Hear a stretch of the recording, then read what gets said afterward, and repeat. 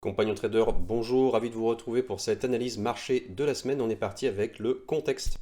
Allez, on est parti, on va faire en fait une analyse marché assez rapide, assez concise. Contexte de marché, semaine courte avec le vendredi saint, avec des indices qui sont globalement baissiers, on va le voir. Nous avons commencé en fait la saison des bénéfices avec ce qu'on appelle là le bal des résultats des entreprises avec donc les financières, les grandes banques américaines qui ont montré des bénéfices en baisse sur le premier trimestre. Les résultats étant supérieurs aux attentes des investisseurs de Wall Street, donc globalement c'était disons un bilan mitigé, mais l'attente a permis de maintenir l'action de ces titres à un bon niveau. On a toujours en fait une inflation qui est élevée. Bon, donc si on regarde le graphe de l'inflation, je vais vous le montrer, il est ici. Donc lui, il n'a pas bougé puisque c'est une mise à jour, comme vous voyez, en fait, de mois en mois. Donc j'ai la dernière mise à jour qui est ici au 31 mars. Donc on verra ce que ça donnera, mais je l'ai montré la semaine dernière. Donc à mon avis, sur l'inflation, il y a de fortes chances qu'on fasse du x2 aux États-Unis, sans problème. Alors après, c'est un mix, un produit. C'est un mix produit, c'est-à-dire qu'on voit des produits qui ont déjà fait x2. Vous avez du fuel en France qui a fait x2. Nous en Russie aussi, on a de l'inflation. On n'en est pas préservé. Donc globalement, on a du 20, 30, 40% sur certains produits, des produits qui sont en x2. Mais globalement, effectivement, la tendance globale sur la planète, c'est une tendance à la hausse. Et on a déjà été sur des niveaux très très hauts dans les années 80. Et peut-être qu'on arriverait à ces niveaux-là. À mon avis, il y a encore du potentiel. C'est pas une bonne nouvelle, mais voilà. Donc, hausse des rendements obligataires également qui pèsent sur les valeurs de la croissance. Donc, les rendements montent, ça veut dire qu'en fait, les entreprises de la croissance qui ont besoin d'argent, qui ont besoin de crédit, comme les valeurs technologiques, eh ben, forcément sont pénalisées dans leur croissance. Et donc, vous allez voir que le Nasdaq, lui, a sous-performé le reste du marché à cause de ça. Et enfin, dernière nouvelle, Twitter dans le rouge. Pourquoi? Parce que, alors Twitter, je vais vous montrer Twitter dans le rouge, parce que en fait, vous avez Elon Musk qui souhaiterait racheter Twitter entièrement, donc rien que ça. Et ça a fait baisser le titre. Pourquoi? Parce que le board n'est pas d'accord et contre cette opération de rachat. Vous savez que vous avez des OPA, soit qui sont voulus, soit qui sont hostiles. Et donc là, en fait, Elon Musk a plutôt une approche cavalière. Il essaie de racheter par tous les moyens les titres pour bien être majoritaire dans l'actionnariat et donner la direction de l'entreprise. Donc, même si le titre a baissé, on voit en fait depuis 2022 une jolie base de consolidation suivie d'une hausse.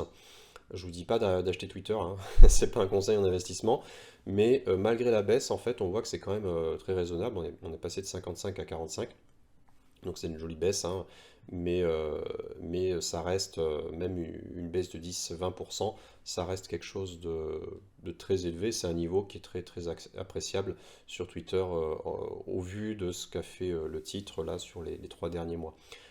Globalement, moi je pense que de toute façon un rachat va faire du bien au titre puisque c'est un changement d'actionnariat. Ça va faire donner de la fraîcheur au titre, donner des nouvelles impulsions haussières. Et on connaît déjà Elon Musk, on sait l'action qu'il a sur les marchés financiers, notamment sur la crypto, notamment sur son entreprise à lui, Tesla.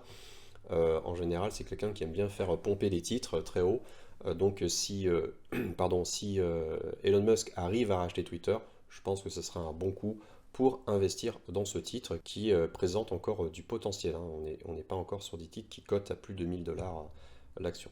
Voilà, et donc nous allons passer sans transition à l'analyse des marchés. Donc je me suis recalé sur le dimanche 10. On a fait une semaine effectivement qui était horizontale. Avec un petit passage sur le support hein, des 34 300. Je vous le rappelle, en fait, ça c'est une analyse marché, je ne fais pas de la prédiction. Voilà, c'est juste mon analyse à moi personnelle, basée sur l'action de prix qui est voilà, une petite analyse très insuffisante hein, quand on veut investir sur les marchés. Il faut beaucoup plus que ça, mais ça nous permet déjà de voir un petit peu l'action des supports et des résistances et où veut nous emmener le prix a priori. Donc ici, vous voyez que le prix veut nous emmener plutôt à la baisse, c'est pour ça que j'ai déjà eu le temps de rajouter cette petite flèche.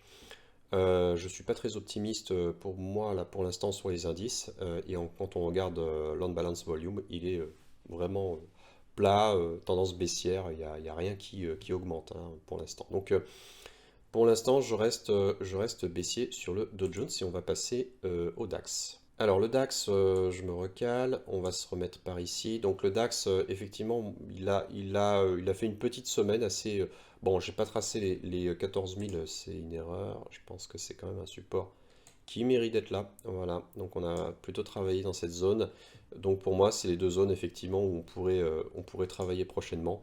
Donc c'est peut-être une semaine flat. Éventuellement, si on arrive à rebondir, ça serait pas mal pour rebondir. Mais ça, je ne sais absolument pas le dire. On reste encore sur un niveau, donc on ne peut pas le préciser. On reste sur un niveau entre ces deux zones de support qui sont importantes, avec une tendance, vous voyez, qui est un peu plus haussière que sur le Dow Jones. On va regarder à présent le CAC 40. Alors sur le CAC 40, on a effectivement eu cette petite trend. En fait, on s'est posé de toute façon sur le support, là, ça c'était une bonne chose. Et ensuite, on est venu faire un petit peu de hausse. Par contre, ce que je vais faire, c'est une petite flèche, en fait, pour pareil, toujours sur l'horizontale. Donc on voit on a une augmentation, mais on est toujours en territoire négatif. La dynamique n'est pas encore très très jolie. Toujours à l'horizontale pour cette semaine, malheureusement, je n'ai rien d'autre à proposer. Allez, on continue donc sur le Nasdaq. Le Nasdaq, je me suis bien trompé. On n'a pas rebondi. En effet, je pense que c'est une erreur hein. Sur le contexte économique, on voit bien que le Nasdaq, à cause des rendements obligataires, il est plutôt sur un trend qui est baissier. Et donc sur l'action du prix qui devrait plutôt chercher en fait une baisse. Donc on va regarder pour plutôt continuer, à mon avis, on va regarder hein, s'il n'y a pas des supports intermédiaires. Bon, il y a ce support-là intermédiaire au 13 500. On voit qu'il a joué, donc à 200 points près. On va le mettre comme ça, il est assez important et je pense que voilà, un des objectifs pour cette semaine, c'est d'aller à son contact et peut-être éventuellement de rebondir très légèrement, en tout cas de travailler dans cette zone-là. Donc je vais mettre, voilà, je vais mettre une zone. Pour moi, en fait, c'est plutôt dans cette zone-là qu'on irait travailler, plutôt donc à la baisse.